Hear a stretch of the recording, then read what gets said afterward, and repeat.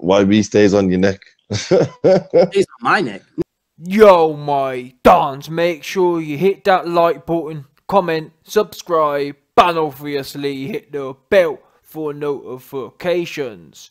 So Anthony, the landlord Joshua, has clapped back and seckled all of his haters and his detractors. And I've got to be honest, this kind of mindset, I can see it marinating now. I can see it seasoning now.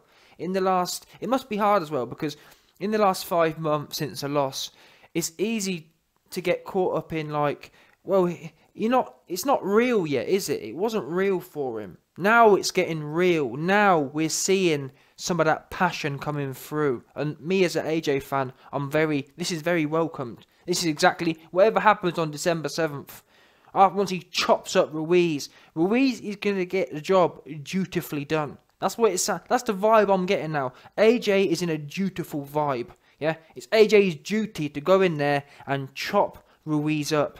Bash him all over the place. I'm hearing whispers out of Ruiz's camp that he's thinking about retirement. He knows, he can see what's coming. Yeah, Ruiz has been speaking to some Mexican clairvoyants, and they've told him he's getting chopped up. And that's why my man Ruiz is saying,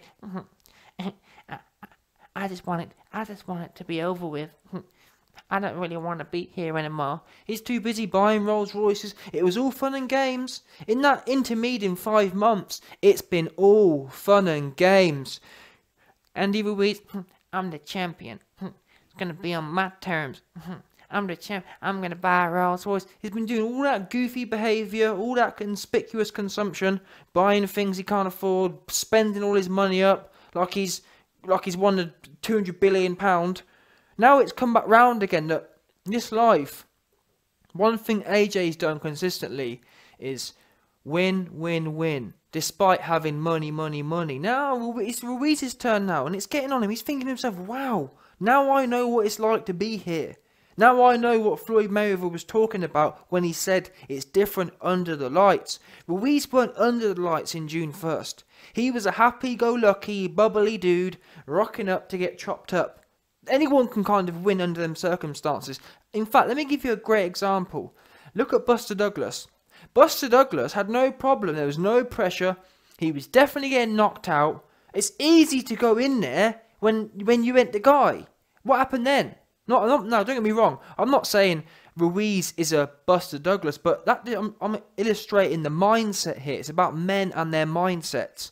Anyone can rock up and outperform themselves when there's no expectation. What happened to Buster Douglas? He literally folded. He couldn't do anything anymore. It broke him. The pressure broke him. And AJ has been dealing with that pressure day in, day out. Facts. And performing with it day in, day out. 80,000, 90,000, day in, day out. Simple as that. Ruiz, you don't really want to be here no more. It's not as fun as it used to be, is it? Is it, Ruiz? Is it Andres Ponce? Not as fun. It was fun when you was rocking up and you didn't have no obligations and no one was interested. Now, you're the one, you've got a whole country on your back. Now, you've got something to lose. You've got used to them monies. Let me tell you something for free. Them Rolls Royces ain't cheap. And you're going back to the B League once you've been shut down. So now you're sitting there thinking, wait there a minute. I've just bought a mama house. I've just bought this. I've just bought that. You've added all these expenses to your life, and you've now that there's pressure. You don't pay for them by getting knocked out on December 7th. Yeah? You're upgrading all these different things they don't fund themselves, and that there is pressure. You're buying your daughter diamond chains, and you're probably realising now, Ruiz is realising now, you know what, that probably wasn't a smart idea. I probably should have not stayed humble, but I probably should have just kept my head down, beat him again, and then gone goofy. But it's too late now. You've been living the champion's dream too hard. And that's what Buster Douglas did. He beat Mike and thought he was the man, and it broke him. Yeah, it broke him when he came back to reality. Oh, I've got to do it again with Evander Holyfield or whatever. That's what it got to him. And unfortunately, you got AJ. Never mind. Imagine what Mike Tyson would have done to Buster Douglas a second time. That's the situation that Andy Ruiz is in. Luckily for Buster Douglas, he didn't actually have to rematch Mike, but you have to rematch Mike essentially. A 6'6" inside fighting us, Mike, as well, may I add. Anyway, let me get to today's topic. The title reads here, "It's so annoying, no word of a lie. I spent a whole hour trying to find the interview, DPMO, but I couldn't find it, so the text from the Telegraph will have to do." The title reads, "AJ comes out fighting after claims that Andres Ponce Ruiz has exposed him as mentally weak."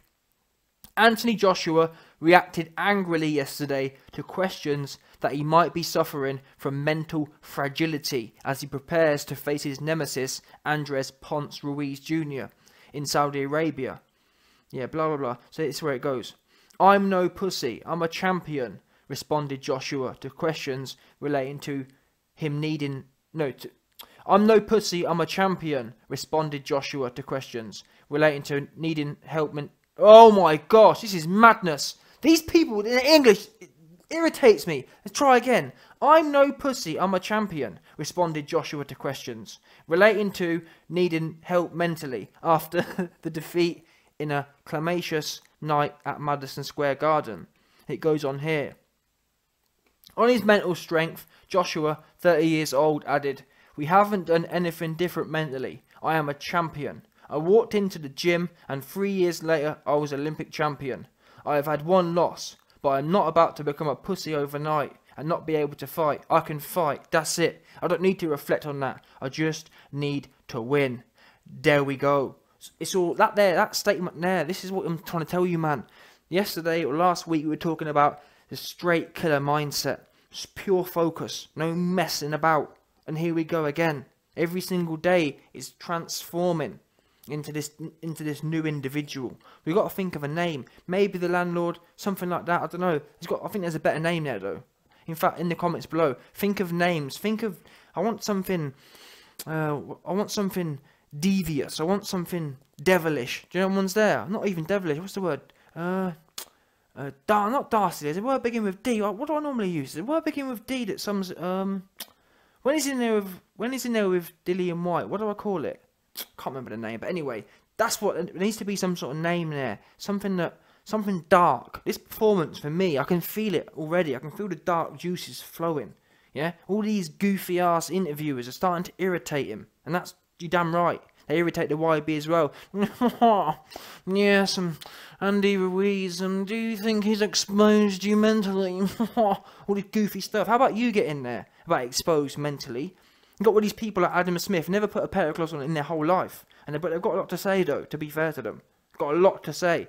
Oh, well, YB, you've got a lot to say. The difference is, none of them YouTube dons can say nothing. Oh, anyone, in fact, let me say this right now. Any one of them YouTube dons who want smoke, the YB will take your head clean off, cleanly. Yeah?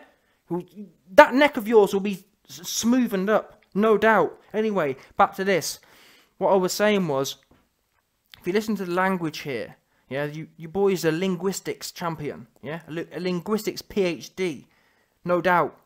He says here that people always, and this is what makes me laugh about the bandwagon people. AJ says here, "I've had one loss, but I'm not a pussy. I haven't become a pussy overnight," and that's what makes me laugh because there's so many, everyone's jumped off the bandwagon. But then it gets me because don't get me wrong, there were some detractors the whole time, but what's happened is, all of a sudden, it's gone from 99% of people for supporting AJ, and then I'd say about 30, 40, 50% have jumped off the bandwagon. And all of a sudden, oh, he's not got it, he's this, he's that, he never was any good.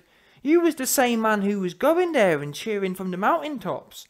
It's madness, and that's what I'm glad, and I'm glad AJ's thinking this way. Yeah, you're damn right you haven't become a pussy overnight, and you're going to prove that, but just make sure you, man, who hopped off the bandwagon, who looking all sceptical, make sure you, man, stay consistent. Because you lot, oh yeah, Ruiz, and I heard another interview from AJ talking about how, oh yeah, Ruiz thinks, or everyone's talking about how Ruiz is the best in the world now, Ruiz got the fastest hands, Ruiz got this, Ruiz got that. Just make sure you keep that same energy, because I've got a feeling inside me that this is going to be a nasty one for Ruiz.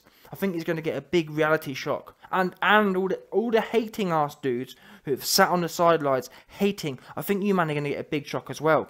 Because my man don't sound like he's playing. And all you goofy dudes talking about, yes, oh, yes, hey, Juicy J, oh, yeah, what was the other thing you say? Yes, Anthony Joshua, he's a weightlifting, weightlifter.